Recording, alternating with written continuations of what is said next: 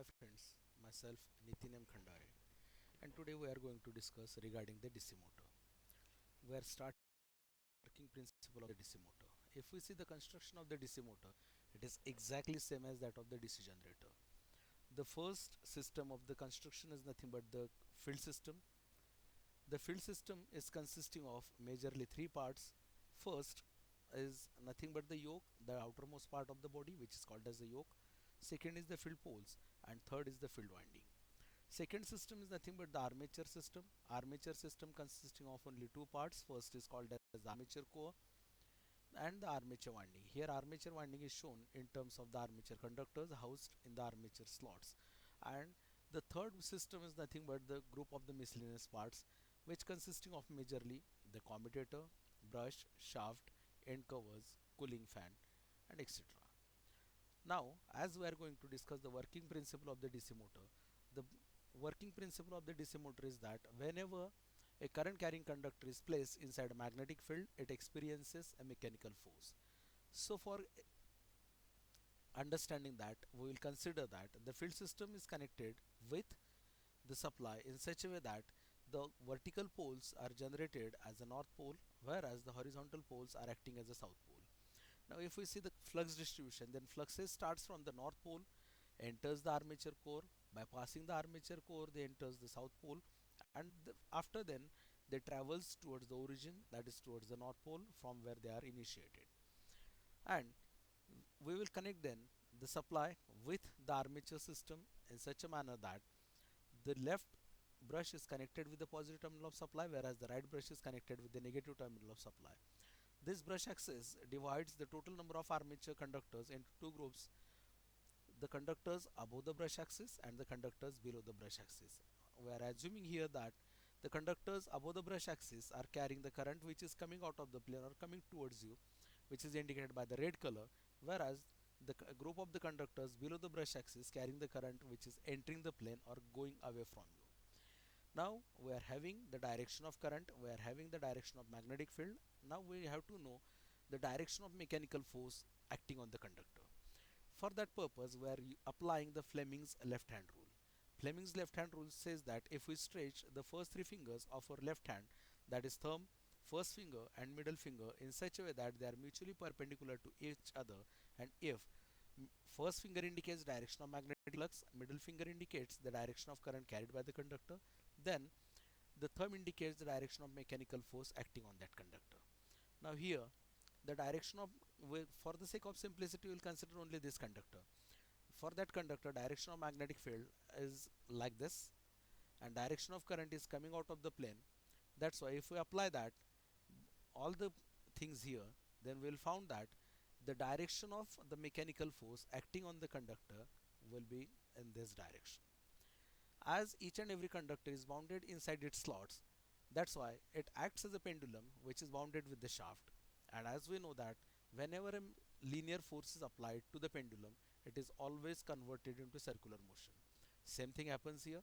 A linear force which is acting on this conductor will be converted into a circular force, and that's why this total armature system collectively starts to rotate in a clockwise direction like this. Now one thing we have to assume here, that whenever any conductor crosses the brush axis, its direction of current changes, and due to that fact, the armature continuously rotate in unidirectional mode.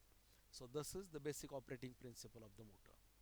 But now, as magnetic field is there, as well as the conductors are rotating inside the magnetic field, that's why one thing happens here.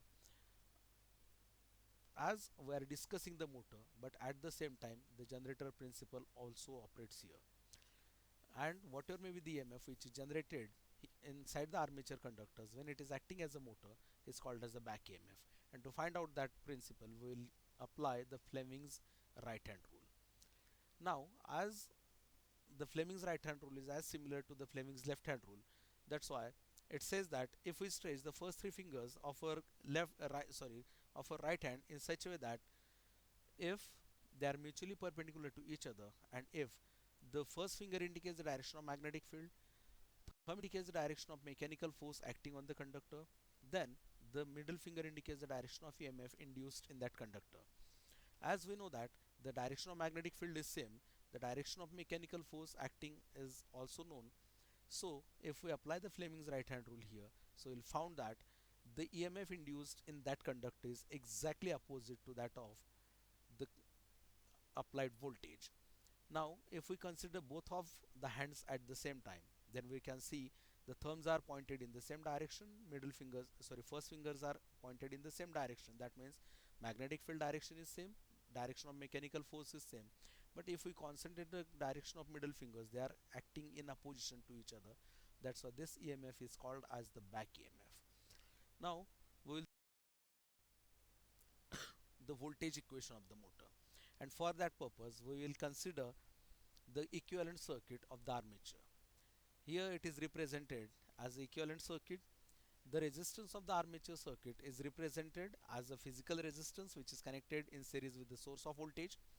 Now when we apply the voltage across this total circuit, then a current starts to flow through the equivalent circuit like this, which is indicated as IA, and completes its path. So whatever may be the EMF induced, which is indicated as EB.